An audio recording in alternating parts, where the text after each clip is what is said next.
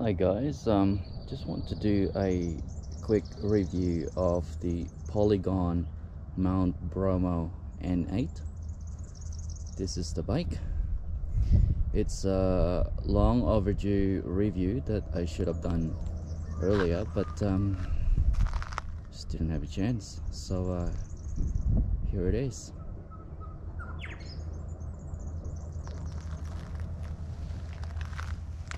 Just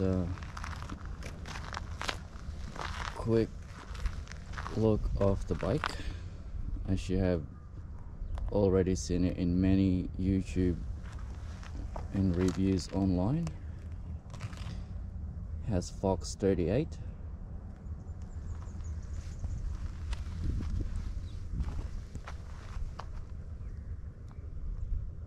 XT Dior brakes, Shimano.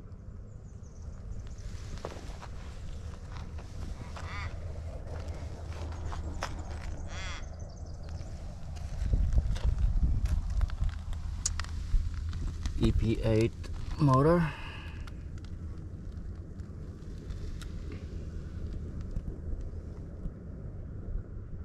and 12-speed XT drivetrain.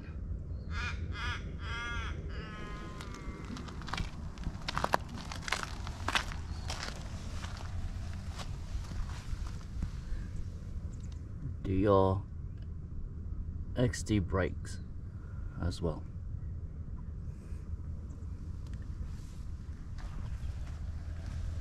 So far I have done, let's have a look,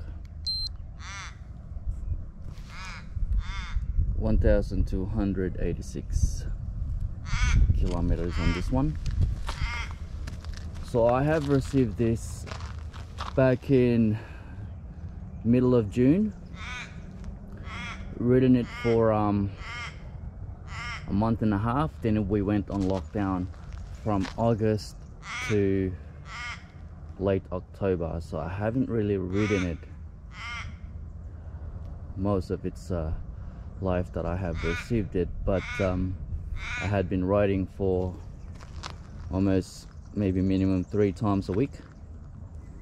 So how does it feel? How is the ride? The ride's pretty good. It's pretty good. I have upgraded from my Polygon Mt T7, so that was my first mountain bike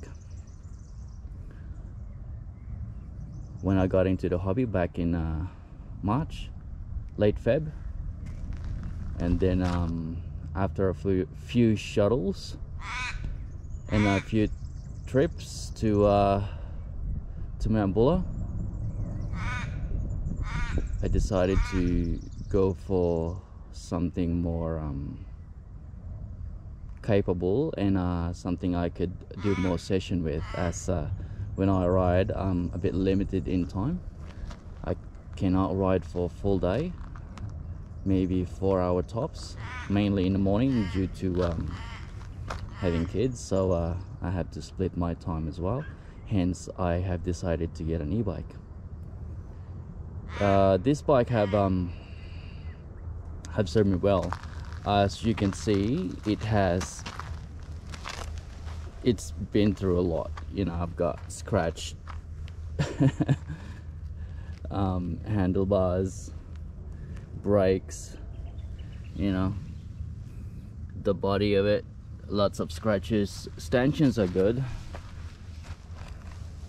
We recently serviced the fork, changed the seal and the oil. Thanks to my friend Sunny for helping me out. Few scratches there. I'm still a beginner, so as a beginner, that's expected. I stacked a lot on this one. I ride like a bubble wrap, but it has a lot to do with the bike.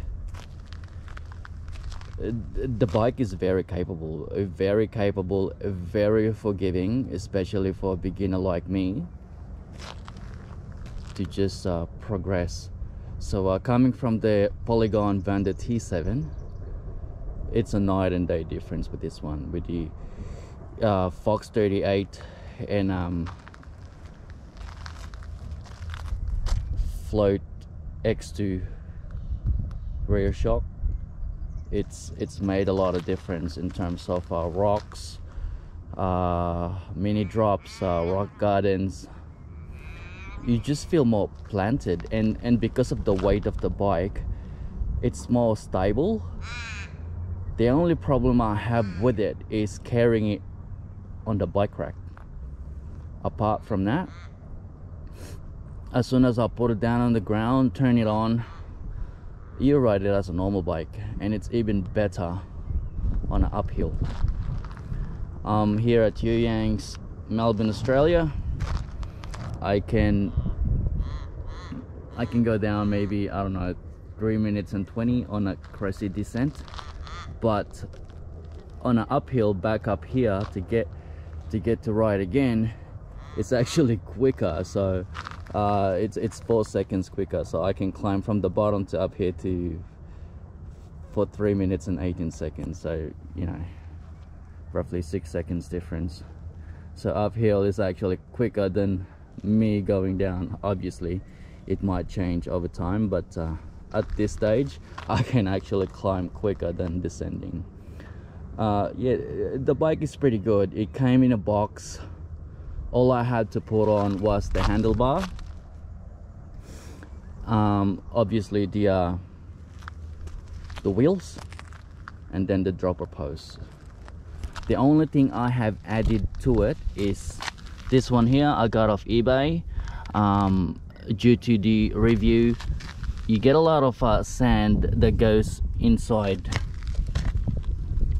there. Having this, that sole purpose of it is to avoid. See, I went down just only once today.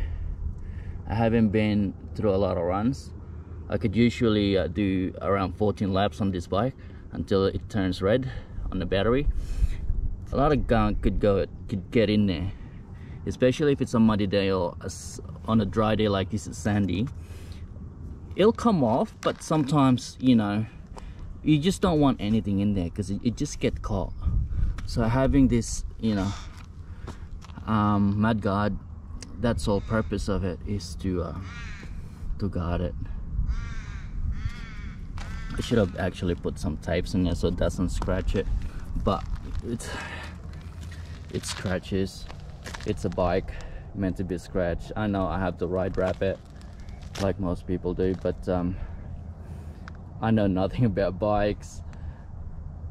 I recently just learned how to service the lower legs, and I'm slowly learning to sort of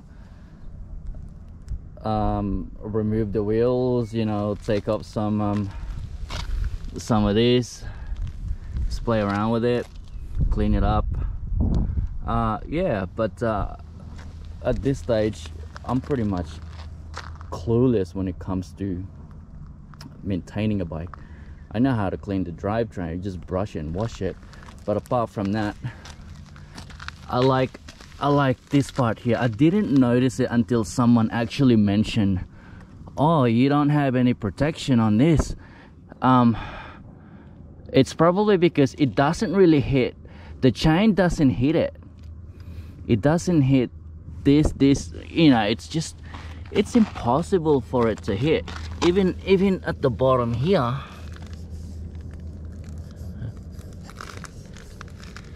I don't think the chain even hits it.